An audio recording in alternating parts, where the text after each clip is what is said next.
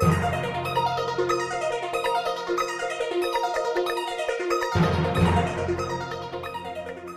gas prices are taking a bite out of your grocery budget. Even as state-of-the-art materials become readily available, $5,000 is still quite the investment for a lot of fire departments. California gas prices have gone up 8 cents. That's now 35 cents above the national average. We spoke with some people and they said that they're going to have to find alternative methods of getting around. Drivers we interviewed said that GPS systems aren't completely reliable, but they indicated that they will continue to use them up to a point. In 2010, almost 3,000 women went to the YWCA looking for a home. Unfortunately, some of them were turned away due to lack of resources. Tonight, hundreds of Calgarians will sign up to be homeless for the night. We turn the gym into the equivalent of a shelter. The participants line up outside with their sleeping bags and pillows, and they come into the gym, they get a soup supper.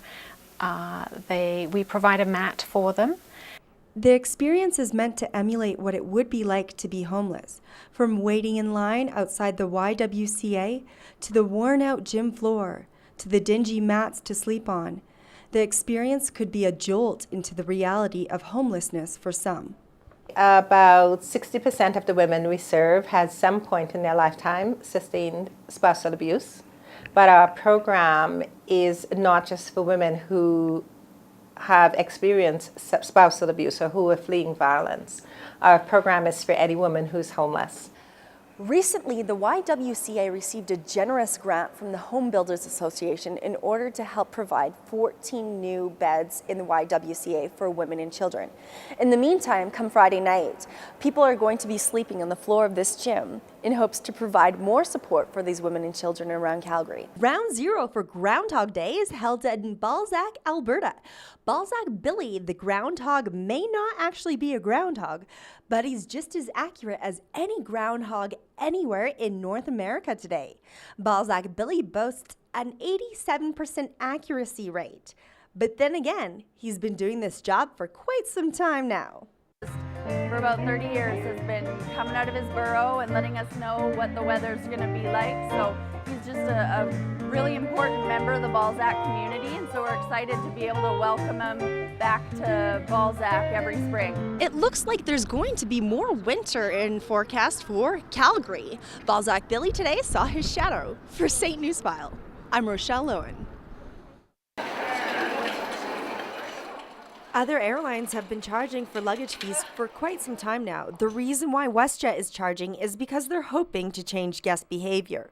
Weight is a variable that amounts to people, fuel, and baggage. We can't shortchange on fuel for obvious reasons.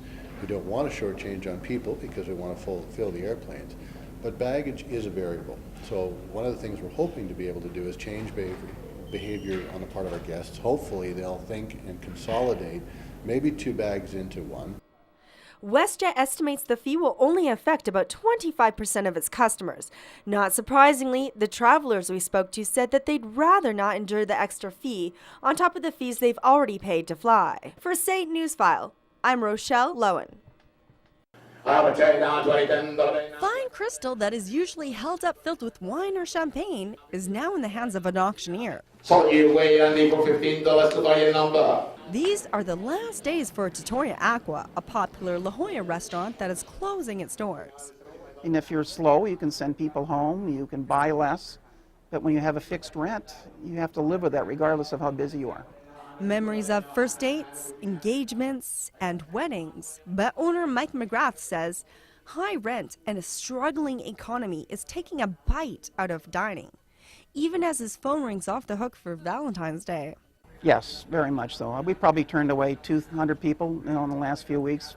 Well, it's sad to see restaurants close the weekend before Valentine's Day. And it's actually not even that rare of an occurrence anymore.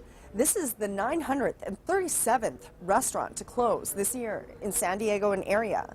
It's always sad to see any business go under. The restaurant was one of our favorites. But it's not over for Mike, he says. He's leaving La Jolla, but he's not getting out of the restaurant business. He's looking for a smaller, more casual neighborhood restaurant. I think after 23 years of doing Italian food, we'll probably do something different. You got the Ferrari of firehouses, while our neighborhoods have the Model T of basic services. We need to make equity a key priority in reforming all of our expenditures, and it is simply not acceptable to be seeing these sorts of expenditures on this project. Talking about interactive public art costing $190,000 for the Bayside Fire Station, targeted for completion in 2013 on a small parcel along the Pacific Coast Highway in Little Italy, now occupied by Los Panchitos Mexican Seafood Cafe. The station's entire price tag is in upwards of $21 million, but the budget for it comes out of redevelopment funds, not city general funds. So the mayor has excluded its artwork from a list of 15 other city facilities whose public art funds he wants suspended until mid-2012.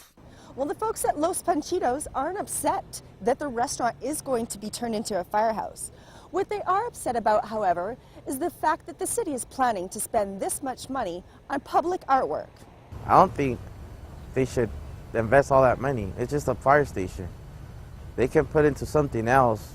How about streets? I've seen what public art can do, and I hope it can get done in San Diego. In response to critics, public art advocate and UT blogger Richard Gleave sees the fire station as extremely important to so many visual ventures that enhance the community, not only to locals, but to tourists. It's an investment, and that's an investment in the experience of San Diego, and it's going to have a monetary payoff.